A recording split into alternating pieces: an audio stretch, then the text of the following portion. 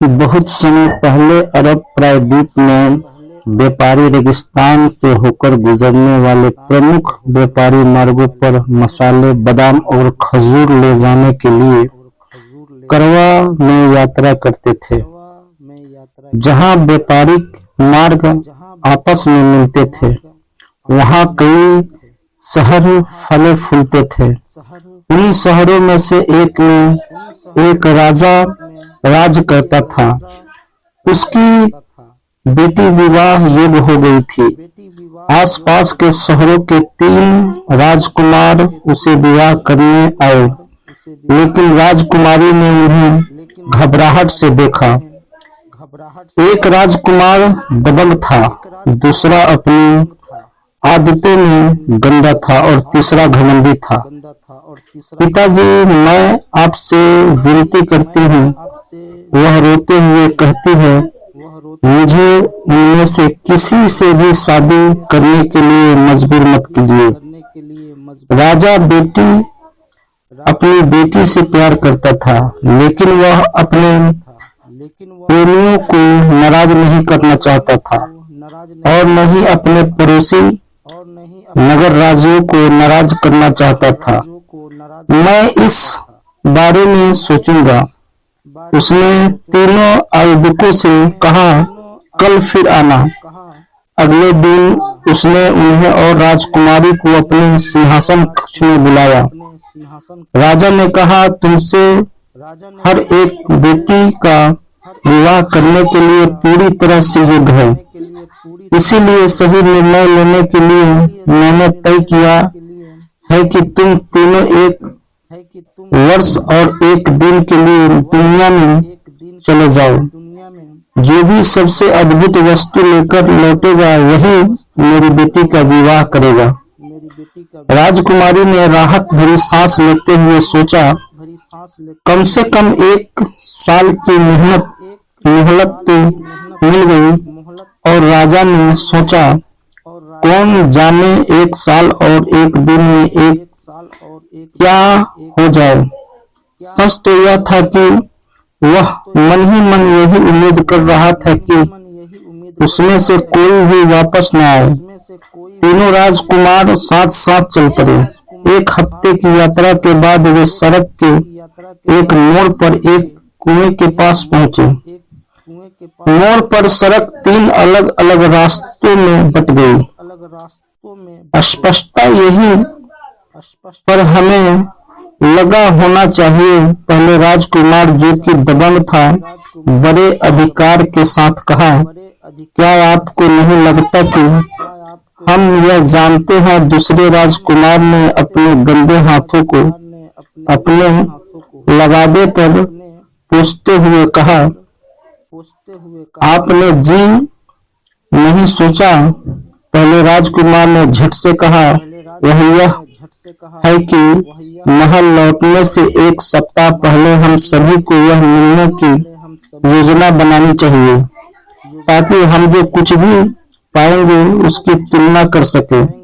मैं बस यही उम्मीद करता हूँ कि ये युवतियाँ मुझे प्यार करके मेरी राह में रोड़ा न अटकाएं।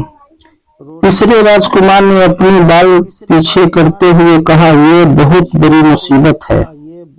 और इस तरह तीनों राजकुमार योजना पर सहमत हो गए और अपने अपने रास्ते चल पड़े।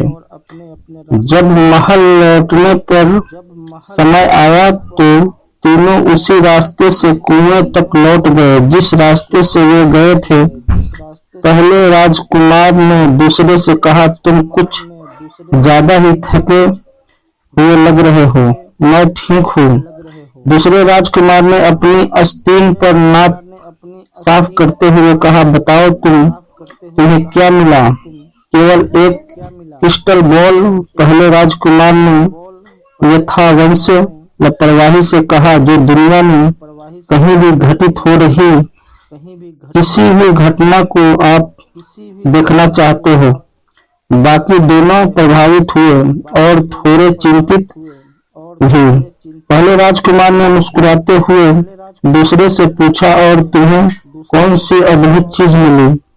दूसरे राजकुमार ने अपने लगावे के नीचे से एक कालीन निकाला। एक उड़ने वाला कालीन। इस पर बैठने वाले लोग दुनिया में कहीं भी मिनटों में पहुंच सके। अगर तुम्हें तुम्हारे बगल में बैठने में कोई आपत्ति न हो, घमंडी राजकुमार ने कहा। और अब तीसरे राजकुमार की बारी थी कि वह दिखाए कि उसने क्या पाया है। तीसरे राजकुमार ने कहा, इस शीशी में एक जादुई मरहम है। इसकी एक बूंद किसी भी व्यक्ति को, चाहे वह कितना भी बीमार क्यों न हो, स्वस्थ कर देगी। कहते हैं कि अगर इस बच्चे सच्चे प्यार से मल दिया जाए तो यह जवानी भी लौटा सकता है। स्वास्थ्य की बात करें तो दूसरे राजकुमार ने पहले से कहा, क्योंकि आपके पास क्रिस्टल बॉल है तो आइए हमारी राजकुमारी पर एक नजर डालें और देखें कि वह कैसी है। पहले राजकुमार ने क्रिस्टल बॉल पर हाथ फेरा और धुंधलापन गायब हो गया और उसकी जगह राजकुमारी की एक छवि उभर आई, जो बिस्तर पर लेटी हुई थी, मानो मौत की तरह निश्चल। उसके पिता और दरबारी वैद्य उसके ऊपर मंडरा रहे थे। उन्होंने राजा को कहते सुना, क्या आप कुछ नहीं कर सकते? महाराज, हमने सब कुछ कर दिया। मुख्य न्यायालय चिकित्सक ने कहा, मुझे खेद है, लेकिन आपके पास बहुत कम समय बचा है। तीनों राजकुमार घबराकर उछल पड़े। हाय! तीसरा राजकुमार चिल्लाया, मेरा मरहम उसे ठीक कर देगा, लेकिन हम महल से बहुत दूर हैं। हम सभी समय पर वहां नहीं पहुंच पाएंगे। जल्दी करो, सब लोग मेरे जादुई कालीन पर आ जाओ। और दूसरे राजकुमार ने कहा, हम पल भर में वहां पहुंचेंगे। दरअसल कुछ ही पल बाद तीनों राजकुमार उसी कमरे में खड़े थे जिसे उन्होंने कुछ मिनट पहले क्रिस्टल बॉल से देखा था। सभी इतने व्याकुल थे कि उन्हें पता ही नहीं चला कि तीनों राजकुमार अचानक कमरे में प्रकट हो गए थे।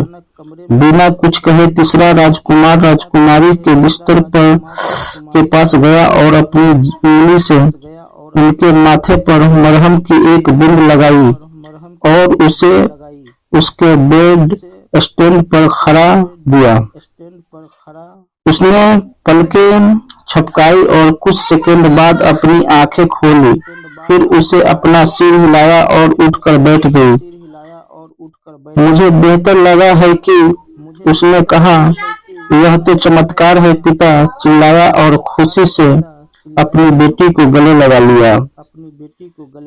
उस रात बाद में तीनों राजकुमार राजा के सामने उपस्थित हुए। महाराज, पहले राजकुमारी ने कहा, हो सकता है कि हमें से हर कोई किसी ने कोई जादुई वस्तु ढूंढ ली हो, लेकिन इसमें कोई शक नहीं कि मेरी क्रिस्टल बॉल उसे अद्भुत वस्तु है जिनके बिना हमसे किसी को भी पता ही नहीं चलता कि राजकुमारी बीमार है। मैं मानता हूँ कि मेरी वस्तु सबसे अद्भुत है, इसीलिए मैं राजकुमारी के हाथ पाने का हकदार हूँ। सारे आदर के साथ दूसरे राजकुमार ने आगे बढ़ते हुए कहा, हालांकि यह जानकर जानकारी मिली कि राजकुमारी बीमार है, लेकिन अगर हम पलक झपकते ही मेरे उड़न कालीन पर एक हफ्ते का सफर तय न कर पाते तो यह जानकर हमें कोई फायदा नहीं होता। मैं मानता हूँ कि मेरी चीज सबसे अद्भुत है, इसीलिए मैं राजकुमारी का हाथ पाने का हकदार हूँ। महाराज, तीसरे राजकुमार ने कहा, यद्यपि राजकुमारी के बीमार होने की जानकारी होना उपयोगी होता है, यहाँ जल्दी पहुँचना भी लाभदायक होता है, लेकिन अगर हमारे पास मेरा जादुई मरहम न होता तो वह सारा ज्ञान और वह सारी शीघ्रता व्यर्थ हो जाती। मैं निवेदन करता हूँ कि मेरी वस्तु सबसे अद्भुत है, इसीलिए मैं राजकुमारी का हाथ पाने का हकदार हूँ। राजा उलझन में पड़ गया। हर राजकुमार ने अपनी अपनी दलीलें पेश की और चूंकि सवाल इतना नजदीकी था, इसीलिए चाहे वह कोई भी राजकुमार चुने, बाकी दोनों राजकुमारों को और उसके पड़ोसी नगर राज्यों का गुस्सा भड़कना तय था। मैं इस बारे में सोचूंगा, उन्होंने कहा, कल फिर आना। उस रात राजा ने अपने सलाहकारों और वजीरों को बुलाकर उनकी सलाह ली। महाराज, उन्हें प्रधान वजीर ने कहा, हमारे बीच एक बुद्धिमान वृद्ध व्यक्ति रहते हैं जो बहुत दूर रूस नामक एक सुदूर देश से आए हैं। वे अपनी बुद्धिमानी भरी सलाह के लिए जाने जाते हैं। अगर हम इन्हें फैसला देने लगे तो जिन राजकुमार का चुनाव नहीं हो पाएगा, उन्हें समुदाय पर नहीं बल्कि दूर देश पर नाराज होंगे। बहुत बढ़िया विचार है, राजा ने कहा, उसे कल दरबार में बुलाओ। अगले दिन जब तीनों राजकुमार ये जानने के लिए पहुंचे कि उनमें से किसे चुना जाए, तो दरबार में एक बहुत बूढ़ा आदमी खड़ा था। वह अपनी छड़ी पर लड़खड़ाता हुआ धीरे से बोला। कहा था, तीनों राजकुमार ने दोहराया कि वे क्यों सोचते हैं कि वे राजकुमारी के हाथ पाने के योग्य हैं। जहाँ तक मेरा सवाल है, राजा ने वीरता से कहा, इस सभी अच्छे युवकों का मेरी बेटी पर बराबर का अधिकार है और इसीलिए वह अपने मेहमान की ओर मुड़े। मुझे उससे दिलचस्पी है। आप दूर देश से आए हैं और कहाँ जाते हैं कि आप बुद्धिमानी भरी सलाह देते हैं। आपकी क्या राय है? बूढ़े ने खास कर कहा, गला साफ किया। महाराज, पहले मुझे यह कहने की इजाजत दीजिए कि आपके दरबार में आना मेरे लिए सम्मान की बात है। उसने कांपते हुए हाथ राजकुमारों की ओर उठाया। इसमें कोई शक नहीं कि आप में से हर एक ने कोई न कोई अद्भुत चीज लाकर राजकुमारी की जान बचाई है। लेकिन मेरे देश में जब शादी की बात आती है तो कुछ लोग कहते हैं कि जिस युवती की खुशी दांव पर लगी हो, उसे ही इस मामले में अपनी बात रखनी चाहिए। इसीलिए मैं हमारी महारानी से पूछूंगा। वह उसी ओर मुड़ा। राजकुमारी, आप किससे शादी करना चाहती है? राजकुमारी चौंक गई और जरा भी खुशी नहीं। उसे अपना सिर उठाया और तीनों राजकुमार का सामना किया। तुम सबने मेरी जान बचाई और इसके लिए मैं हमेशा आभारी रहूंगा। फिर भी यह बूढ़ा अकेला है। उसने रूसी की ओर देखते हुए कहा, जो समझता है कि चुनाव मेरा होनी चाहिए और इसीलिए पिताजी, अगर आप चाहें और राजकुमारी बूढ़े की ओर बढ़ी, मैं उसे चुनौती हूँ। पूरे दरबार में सदमे की लहर दौड़ गई। कुछ महिलाएं बेहोश हो गई और उन्हें बाहर ले जाया गया। राजा ने गुजरते हुए कहा कि लेकिन तुम ऐसा नहीं कर सकते। राजकुमारी ने जादुई मरहम उठाया, बूढ़े रूसी का हाथ पकड़ा और मरहम की एक बूंद से उसके हाथ के पिछले हिस्से पर मल दिया। तुरंत ही उसे धूप ने घेर लिया। जब उसने अपना हाथ हटाया तो अविश्वसनीय रूप से बूढ़ा सीधा होकर लंबा और काला हो गया। उसने गालों पर एक गंभीर युवक की लकीरें भरी हुई थी। अपनी जवानी की ताकत और सुंदर कद काठी वापस पाकर वह राजकुमारी को देखकर मुस्कुराया। उसने तुमने से एक को शासन करने के लिए जमीन के बड़े बड़े टुकड़े मिले।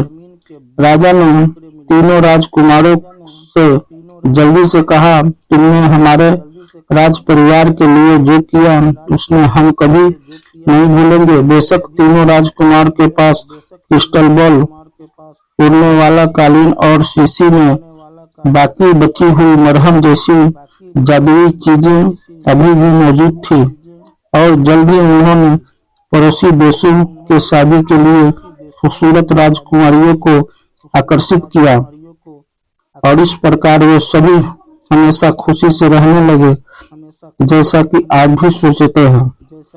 दोस्तों, वीडियो अच्छी लगे तो लाइक करना, सब्सक्राइब करना और दोस्तों के पास शेयर करना। अपना ख्याल रखना। शुक्रिया।